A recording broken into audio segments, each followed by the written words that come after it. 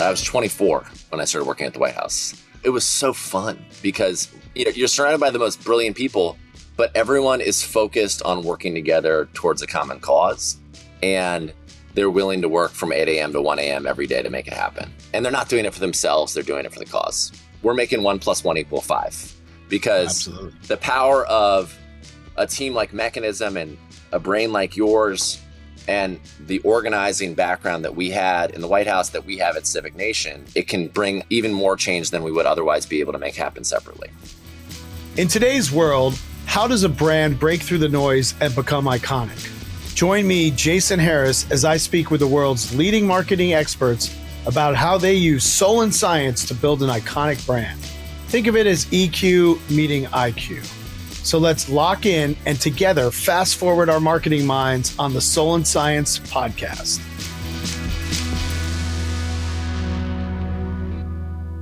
Welcome to another episode of Soul and Science. Today, we're going to be discussing the soul and science of civic engagement. And I'm joined by Kyle Lierman, who's the CEO of Civic Nation, a nonprofit, nonpartisan ecosystem for high-impact organizing and education initiatives, working to build a more inclusive and equitable America. And we're going to discuss today how to harness the power of civic engagement. And we're going to talk a lot about how we rally Gen Z to be the future of civic engagement. So it's going to be a real good conversation. At Mechanism, we've done a lot of work with Civic Nation in the past, so we're very familiar with it. And we thought it would be a great insight for our listeners of the podcast. Welcome to the podcast, Kyle. Thanks for having me, Jason. Great to see you. Great to see you, my friend. All right, Kyle, I always like to start with a good personal origin story. And I like to find out what you did before Civic Nation, how Civic Nation started, the idea behind it. Let's start with what you thought you were going to do, what you maybe went to school to do, and then what happened from there. Yeah, well, my origin story really, in terms of the trajectory that got me here, I don't think I knew what I wanted to do. I went to Wake Forest for my first year, then George Washington University after I graduated. I'm from Maryland. But there was really, I can point to a moment in my life that set me on this trajectory. And that was, ages me a little bit, but it's the first YouTube video I can remember watching was a speech by then Senator Obama, speaking at the Jefferson-Jackson dinner in Iowa. And I watched the video in December 2007. And honestly, I was on my couch in an apartment in DC, and I was a junior at GW at the time, and I just remember being I got to go work for this guy. No way. And I emailed someone who I knew who worked for him, and I said, I'm ready to go volunteer. Where do you want me? And so for the last week of my winter break, I drove to Charleston, South Carolina to volunteer for what I thought was going to be a week on the Obama campaign. I got there the day after he won the Iowa caucus, and it was electric. I got to the office and they were overwhelmed with volunteers, and I knew a little bit about politics and organizing, so I was able to help out more than sort of a normal, totally off the street volunteer. And I just got addicted. I was like, this is incredible, this energy, this excitement. And I ended up dropping out of college for a year and getting hired by the Obama campaign. And I worked as an organizer in South Carolina, Maryland, Texas, Pennsylvania, Kentucky, and then in the general election in Virginia. And it really was his speech and then, got me in the door. But the people that were a part of that campaign kept me there. Remarkable people who were in that Charleston office. I was this 21-year-old kid who, by the end of the campaign, was a grizzled organizing veteran who had worked in 6 states. And it was all because, one, of that speech and him providing that spark, but then being with those people who I got to work with. And I think it's always sort of two things. One, I was an organizer, and so now I look at everything sort of through an organizing mindset.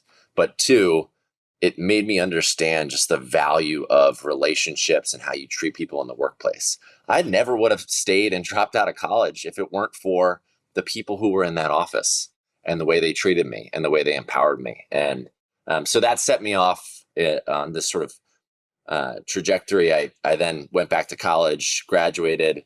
I actually ran for local office in my hometown. Were you a poli-sci major? I was actually a business major because I felt like I got poli-sci enough in my real life. I was like, I don't need Okay. to study that. I'm going to get it in the real world.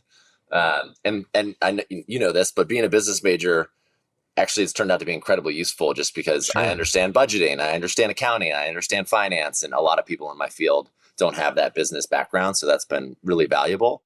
But that's really what set me on the trajectory. And the person who I met, one of the people who I met in the office was the person who called me and told me there was a job open at the White House and I should interview for it. How long went by between when Obama made you drop out of college? He asked you to drop out of college personally, and then you worked on the caucuses. Then you went back, and then the job was available. Yeah. Funnily enough, he did actually tell my wife not to go to law school and to go work on his campaign, and she did that. So he has done that directly. Wait, you're kidding me. I can't claim that directly, but he got my wife to not go to the University of Chicago Law School and to go work on his campaign. Even though he went to law school, and he was a professor at the University of Chicago. Exactly. Right. So I started working on the campaign in January of 2008. Went back to school and finished, and I started working in the Obama White House in December of 2010. So not a huge time. And then I worked there for 6 years, and it just totally changed my life, and was I'll never have an experience that tops that in a work way. Office of Engagement, is that what it was? Office of Public Engagement. Yep. Public Engagement. So many of those roles are young people with little to no experience. What was it like having a role like that was pretty high profile, but you had never really been in the quote unquote working world? Yep. Up to that point? Well, first off, just to double tap on that, I was 24 when I started working at the White House. Okay. The campaign actually trained you well for it, because the campaign, I was a 21-year-old and I wasn't managing hundreds of people from like a staff standpoint, but as an organizer, you're leading hundreds, and then by the end of it, thousands of volunteers. And the volunteers are, they could be 16-year-olds or they can be 75-year-olds. So you're leading people of every life and stripe and background. And so that prepared me from a leadership standpoint to understand, how to drive, work forward and, just be professional. But there's nothing like working in the White House. And I remember actually my mentor in the White House, and the person who really brought me in, was a gentleman named Michael Strautmanis. And I had met him in South Carolina on the campaign.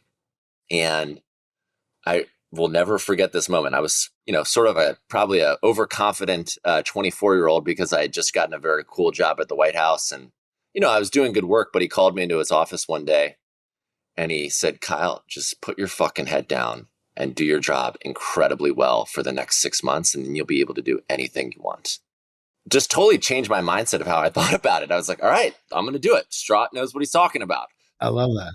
I put my head down and I just crushed the work for 6 months, so that everyone around me, my bosses, my superiors, and my colleagues, saw that I could do the basic mechanics of my job incredibly well. And then the White House is the type of place where you accumulate responsibility by showing you're good at the work you've been doing. And, over the course of 6 years, I like to think I did a good job, and I was able to accumulate a lot more responsibility because I focused and I got good work done and put my head down. Take me from like the first day you get that job and you're walking into the White House for the first time. Were you nervous? Were you like jumping out of your skin, so excited? Like both. I mean, completely nervous. I mean, you're walking up, you don't think your badge is going to work. You got to put in this PIN code. You totally feel like it's your first day of school. And you're surrounded by the most brilliant people. But it's also just it was so fun, because, you're surrounded by the most brilliant people, but everyone is focused on working together towards a common cause. And they're willing to work from 8 a.m. to 1 a.m. every day to make it happen. And they're not doing it for themselves. They're doing it for the cause. I always think about this in the kind of political world where you had 6 years, the most you can get is 8 years, Yeah. really. Yep. What's it like to like build a career where you're like, I might be here for 4 years and that's it, or 3 years and that's it. And Yep. then basically my job's over. Like I'm out of a You're job. out. Totally. One of the feelings that I felt was immense guilt whenever I was doing anything that was not work, because wow. our office and the work that we did was, you were like, literally you were able to help more people the more you worked.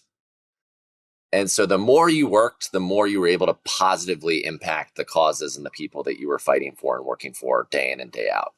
And because there was an end date, you could say, okay, I can just sprint this whole fucking time, right? Like it was like there was never a break. Oh, right. So in a way, the impermanence of it is very useful because you kind of squeeze the most, Yeah.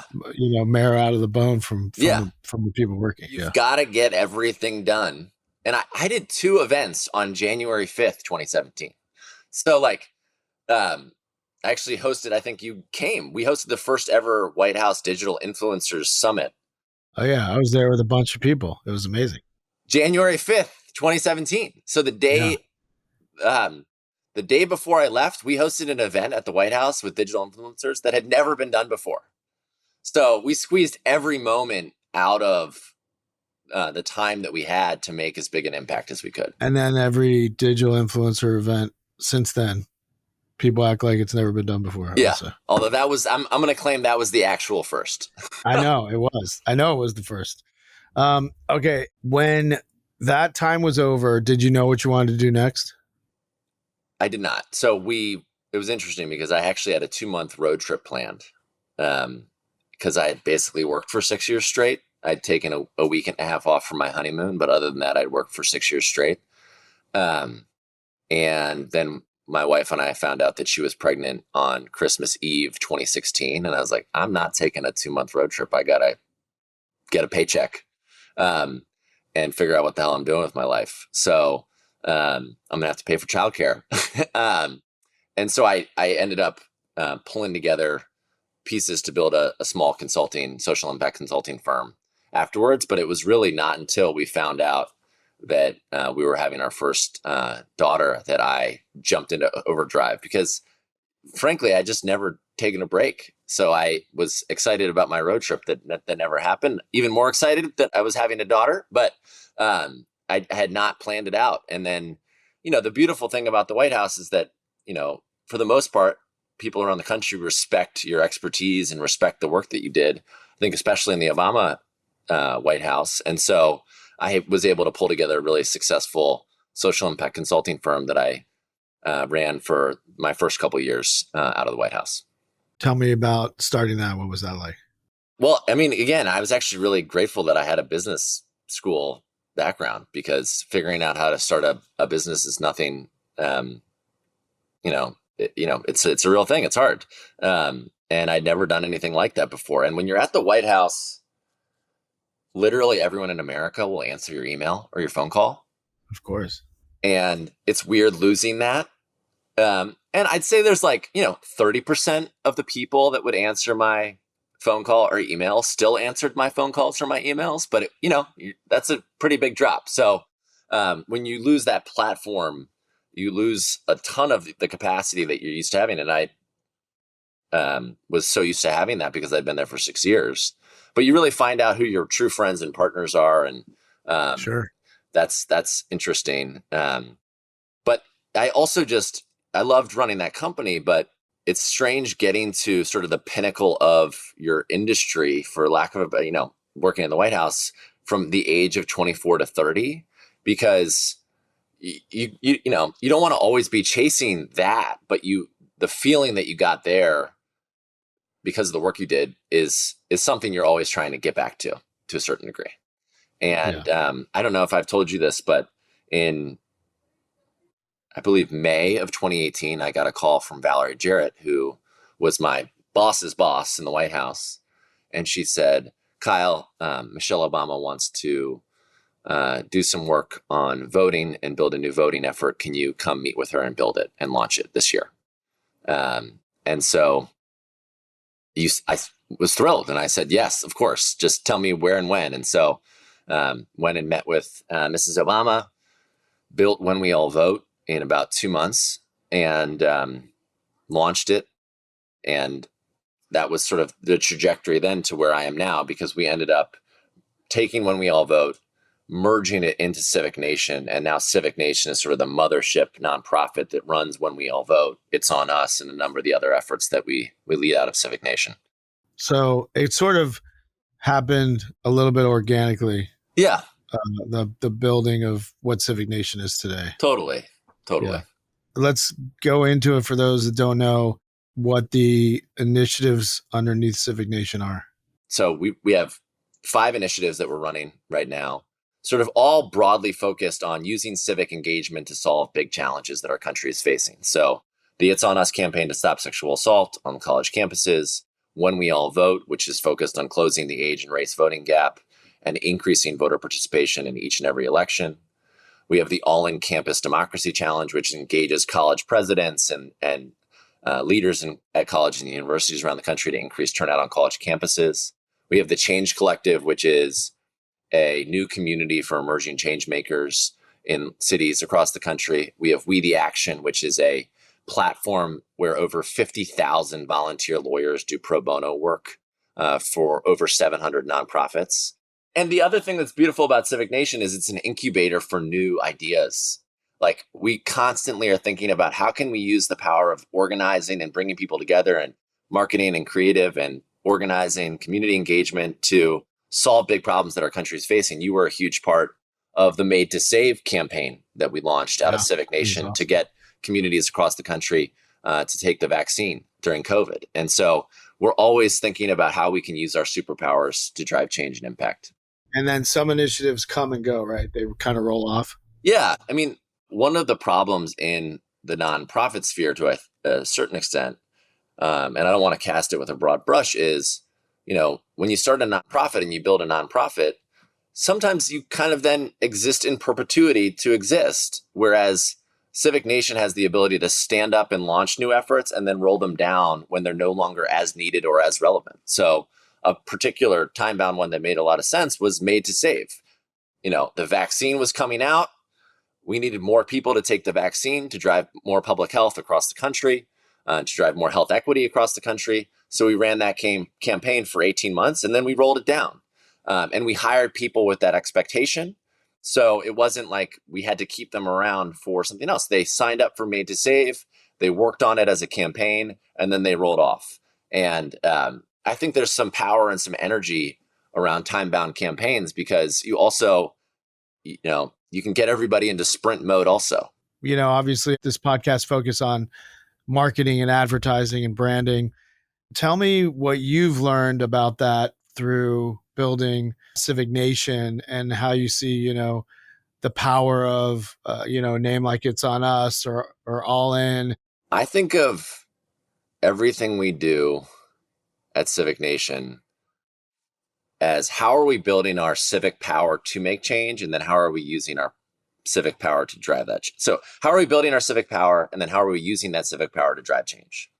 When it comes to building our civic power, I have 5 civic power pillars that we're always focused on at the organization. And they are reputation, trusted reach, which means how many people can you functionally reach that will believe what you say, capacity and skills, access to capital, and your power network.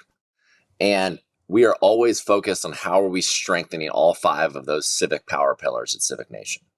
And marketing and brand are the front door for so many of those. So reputation starts with what people think when they see you. What are they hearing? What are they seeing? What are they feeling when they first interact with you? Trusted reach. You can only build trusted reach with someone if they trust your brand, if they trust your reputation. Right. So as an organizer, I feel like we think about getting things done by building relationships. But I think the marketing and the branding is, what is the story that you're telling to build those relationships? And that's so critical to actually building those relationships in the first place. So I think that actually, when you and I first met, it was like, oh my God, your powers plus my powers, we're making 1 + 1 = 5. Because Absolutely. the power of a team like Mechanism and a brain like yours, and combining that with the organizing background that we had in the White House, that we have at Civic Nation, it's really a special sauce when you combine those two superpowers, and it can bring about even more change than we would otherwise be able to make happen separately. I love that. Have you seen, like, we developed It's On Us? You have to take a chance that that's the right name or the right brand to help work through those 5 pillars. As the leader of Civic Nation, how do you know when it's the right thing? And have you seen it where you maybe didn't make the right call and it didn't work? To your second question, yes, I have. I'll be honest with you, and you've probably seen this happen live because you've presented names to me. A lot of it is your gut. Yeah, for sure. I mean, when I saw It's On Us, I knew that was it Yeah. in the first 15 seconds. When I saw Made to Save as a brand, I knew that was it in the first 15 seconds.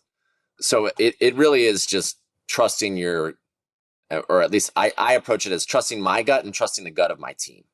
We are not in a position where we're usually able to like road test a brand. Yeah. We don't have a perfect track record, but I think we have a pretty strong one. Let's talk a little bit. Let's pivot a little bit to Gen Z as the most pivotal generation when it comes to civic engagement. I assume you think that. Yeah. I think 18 to 30-year-olds in whatever time period you're in is the most pivotal. Even if there's maybe more boomers or more Gen X, why is it the younger generation that is the most important or the most pivotal? The way I think about it is 18 to 30-year-olds, while you're only a generation of 10 years, basically controls the culture for a 30-year block. Everyone that is 10 years younger than those people looks up to them, and everyone that's 10 years older is pining for the days and wanting to feel younger and feel, I feel pretty good about being 38, but I got married when I was 28. It was a fun time in my life. So I think they control the culture for a 30-year block. So they set the tone for everyone 10 years younger than them and everyone 10 years older than them. And that just provides them enormous leverage. And they're able to carry and set the conversation for a huge portion of society, even though they're only a 10-year block. So that's how I think about that, is that they control the conversation for a much larger swath of the population than they represent. And do you think causes and politicians in DC, do they focus enough on that demographic? The most successful ones do. I mean, when you look at the Obama campaign in 2000 and 2008, it was fueled by young people. And it started with young people. And it's amazing to think about how young President Obama was when he went into office in the grand scheme of things. It was in his early 40s. I mean, that's like a baby compared to what's happening now. I know. And so, I don't think politicians in DC understand how to pass the torch and listen. And, people hang on to power for as long as they can when they get it, oftentimes. Yeah.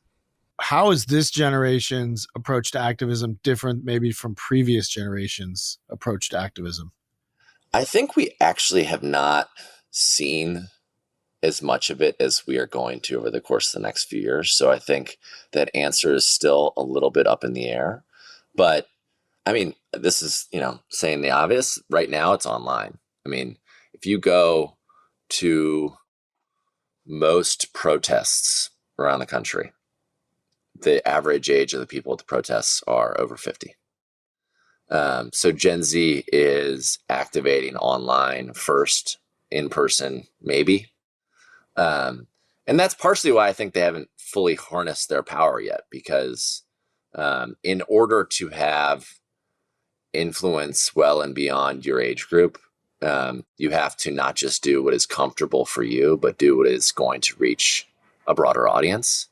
Sure. And so I don't think we've fully seen the power of Gen Z activated yet. Also, Jason, back to our original work together with It's On Us, you had survivors, young survivors on college campuses full year before we built and launched It's On Us, staging mass protests on college campuses, pushing their colleges and universities to do more to stop sexual assault and support survivors. That brought the issue to the forefront. So Gen Z has the power to bring an issue to the forefront in the way I don't think any other generation does. What have you found to be the most effective channels, platforms, places that you reach young people today? Is it obvious ones? Is it TikTok? Is it everything you would think? Yes, it is the obvious ones, but I'll just give you one anecdote that I find incredibly interesting. So we ran a huge number of programs last year to get out the vote, and we run randomized control trials to see which programs work the best. And we run a huge program where we throw parties at or near early voting locations, and they increased turnout more than any other program we ran. Wow. So I think people are still yearning and young people are still yearning for that in-person engagement. But you have to create opportunities for them to engage or work with them to create their own opportunities to drive it forward. So I think because they spend so much time on their phone or in the spaces that, the answer to that question is obvious, you can have so much more power if you can reach them in real life. Because it's like mail. Like, I kind of think about it like mail is an interesting thing these days because no one sends mail anymore. So when you actually do send mail, it's like, oh, cool. This is interesting. Right. Like in-person engagement is novel because they get so little of it. How do you cut through message fatigue when there's so many messages going out to Gen Z and you're competing for their attention? It's interesting though. One of the things I've been thinking about a lot over the last 6 months in terms of we've been going through a strategic planning process and trying to think differently about how we drive our programs forward. And if you think about organizing for the last 20 years and beyond, it's been about meeting people where they are. So going out and meeting people where they are.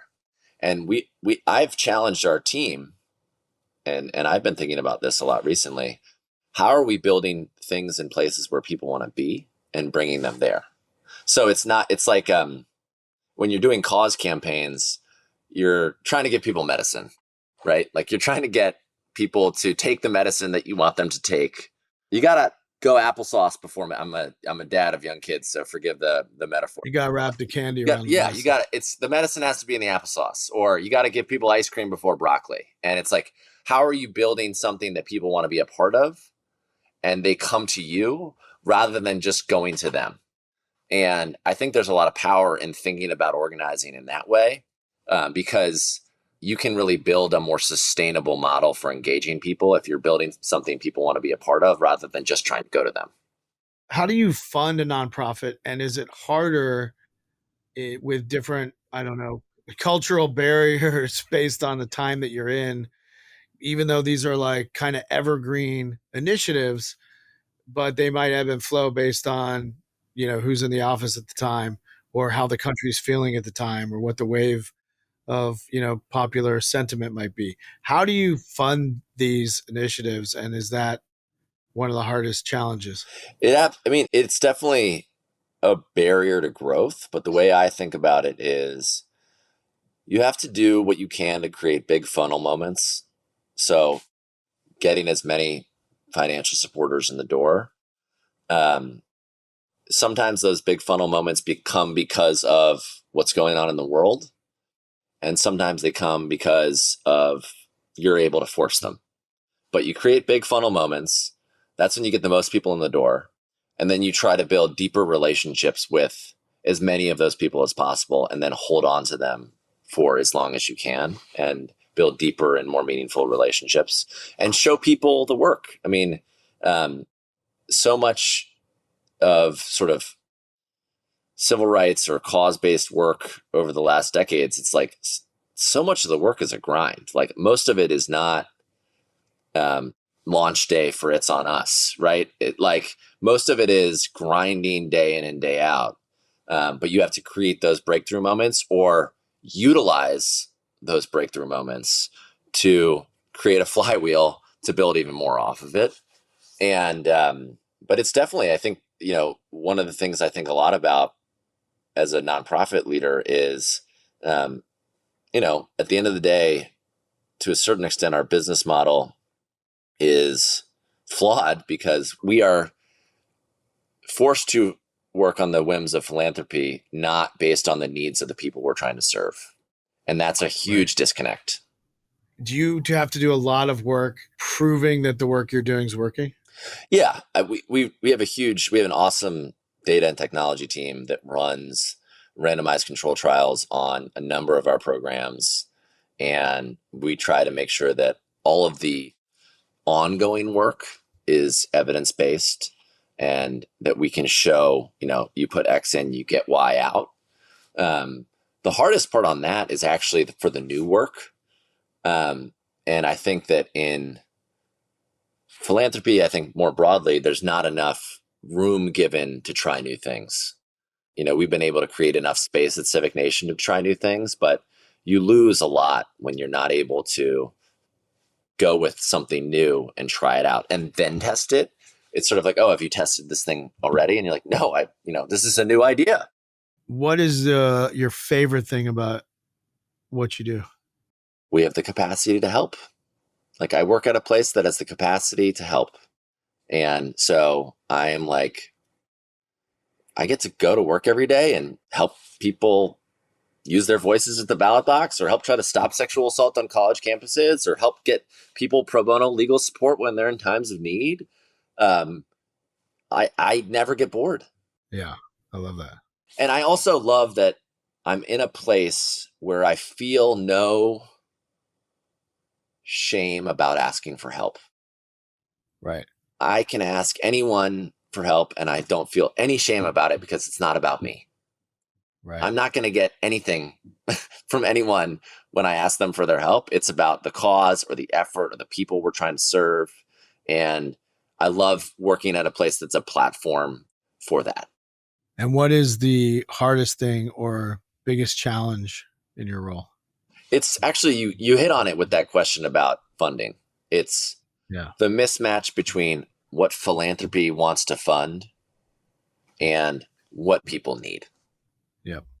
Oftentimes those two things link up, but they're fickle. It's like it's like, how long are they going to stay linked up? Is this, so it's matching funding with the work that needs to be done. And so a lot of my job is translation and how am I inspiring donors and foundations and companies to step up and support the work that needs to be done.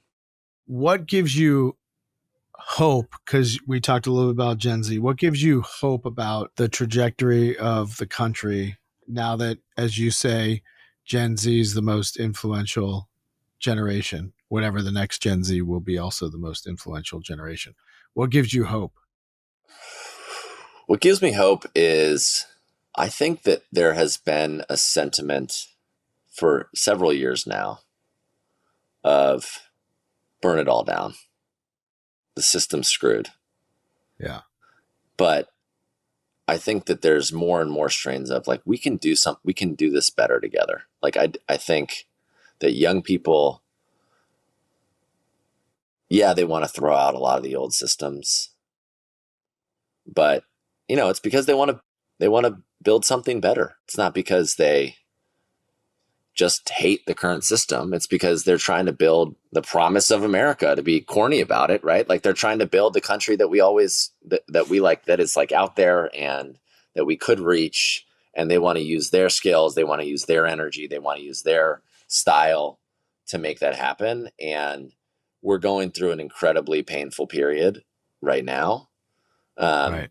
But to use one of my favorite Batman quotes, the night is always darkest just before the light. I think that's true. And I think that young people are going to lead us into the light. It kind of went from, I think, burn it all down, maybe my voice, nothing's going to change or my voice doesn't matter. Yep. And you're seeing it turn, slowly into, I can impact it and make it better. Yeah. I think it's like, it's gone from people who want to burn to people who want to build. I love that. Well, thanks so much for being on the podcast. I love the work that you're doing. We're glad that we were a small part of working on some campaigns for Civic Nation, but it's amazing work.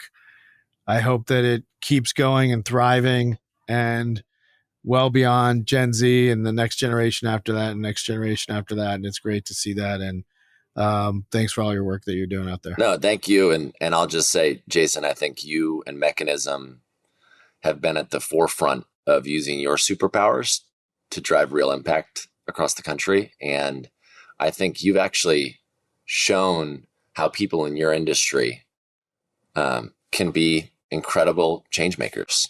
And people in your industry have incredible power and firepower. And the more they use it, the better for all of us. Note to the editor, please keep that in the please keep that in the edit. Thank you. We'll keep it in. All right. Thanks, Kyle. That was great. Appreciate it. Yeah. Awesome.